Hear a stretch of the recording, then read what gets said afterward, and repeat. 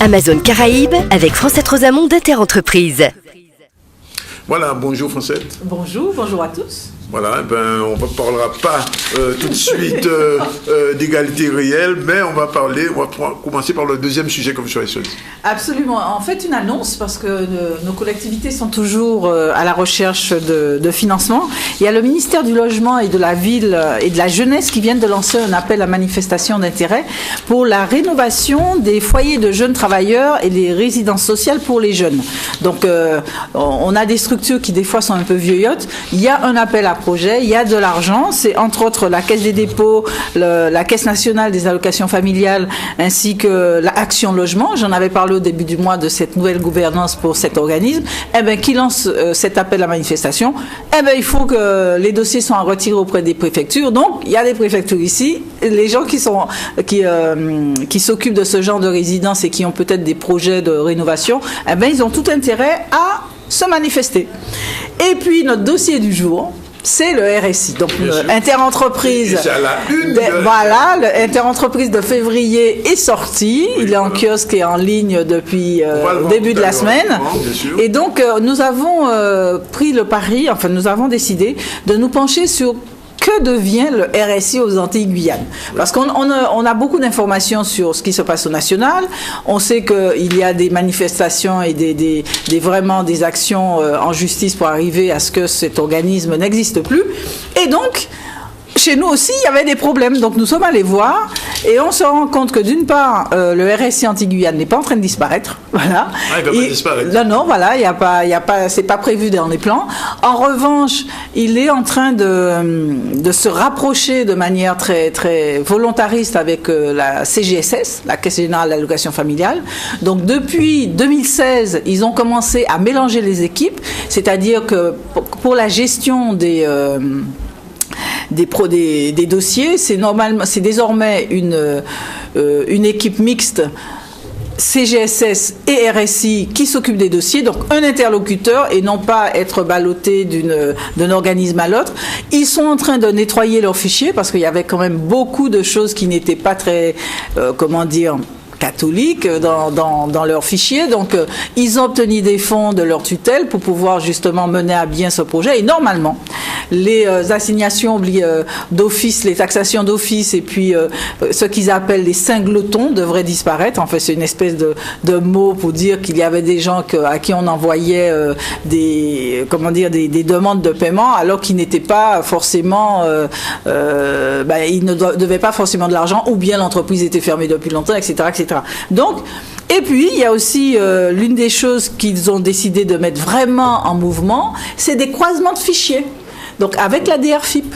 C'est-à-dire que si, par exemple, vous déclarez aux impôts quelque chose et que vous n'avez pas déclaré au RSI, ils croisent les fichiers et on vous retrouve. Donc voilà, c'est pour ça que c'est bien fait de l'informatique. Et ce qui est intéressant, c'est qu'ils nous disent que même la DRFIP qui avait du mal à retrouver certaines personnes, grâce à ce croisement, les retrouve aussi. Enfin bref, tout ça est en train de rentrer dans un mouvement et ça ne va pas s'arrêter. Donc oui, le RSI, même si est confirmé sur ses bases, et puis surtout, ils nous ont annoncé qu'ils sont en train de se préoccuper de quelque chose qui jusque-là n'était pas tellement... qui n'avait pas trop regardé, c'est la personne âgée et la dépendance. Parce qu'ils se rendent compte que dans leurs fichiers, il y a de plus en plus de commerçants, artisans et professions libérales de plus en plus âgés.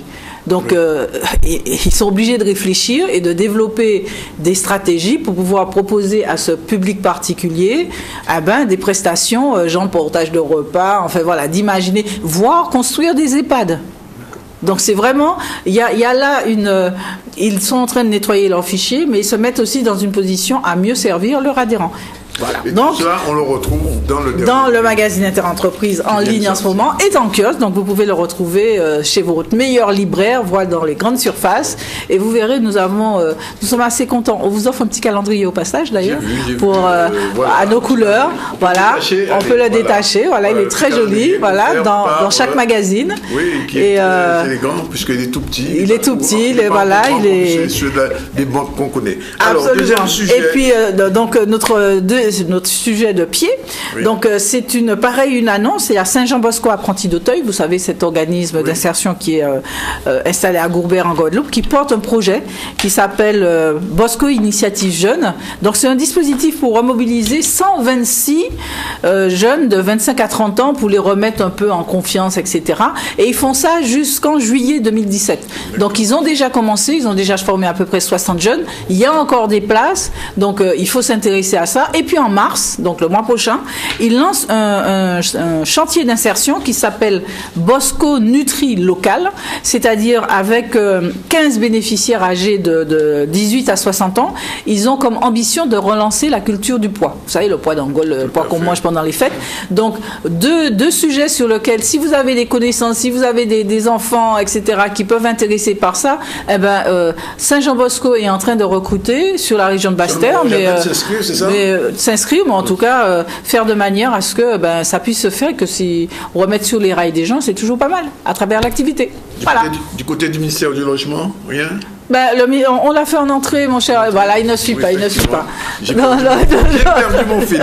Voilà, je l'ai retrouvé. Alors, je rappelle donc que Interentreprise est sorti. Voilà. Le numéro de février. De février. Et on parle du ZCL dedans. On parle du ZCL dedans, de la jolie manifestation que nous avons fait en janvier. Elle est visible. Mais vraiment, dans ce numéro-là, il y a beaucoup de sujets. Par exemple, le dialogue social en Guadeloupe. Vous avez vu que la RACT se pense sur ça. Il y a maintenant tout le monde autour de la table, MEDEF, etc. Ils sont tous là. Et ils ont décidé, comme on a écrit, d'ouvrir une nouvelle ère du dialogue social. Et Français, on vous retrouve jeudi désormais. Oui. C'était tout à fait exceptionnel. Merci. Amazon Caraïbes avec Francette Rosamond d'Interentreprise.